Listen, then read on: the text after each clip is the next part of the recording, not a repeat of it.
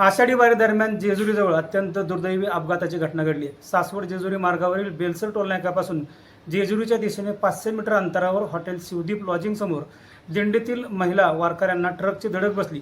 या भीषण अपघातामध्ये 3 महिला वारकऱ्यांचा जागीच मृत्यू झाला असून 4 महिला जखमी झाल्या आहेत। जखमींना तातडीने जेजुरी येथील ICU रुग्णालयात दाखल करण्यात आले असून त्यांच्यावर उपचार सुरू आहेत। प्राथमिक माहितीनुसार नांदेड येथील लोहा येथील रंगनाथ महाराजांच्या दिंडीसोबत असलेल्या ट्रकने सांगली जिल्ह्यातील कसबेडिग्राज येथील दिंडीतील महिला वारकऱ्यांना धडक दिली। अपघातानंतर परिसरात एकच खळबळ उडाली।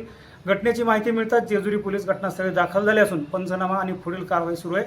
मृत आणि जखमींची ओळख पटवण्याचे काम सध्या सुरू असून आषाढी वारीच्या पार्श्वभूमीवर घडलेल्या या दुर्घटनेमुळे वारकरी संप्रदायात शोककळा पसरली असून वारी मार्गावरील सुरक्षिततेबाबत आता पुन्हा एकदा प्रश्नचिन्ह निर्माण झाले। याबाबतची अधिकृत माहिती आम्ही तुम्हाला नंतर देणारच आहोत, त्यामुळे तुम्ही आमच्याबरोबर राहा। धन्यवाद।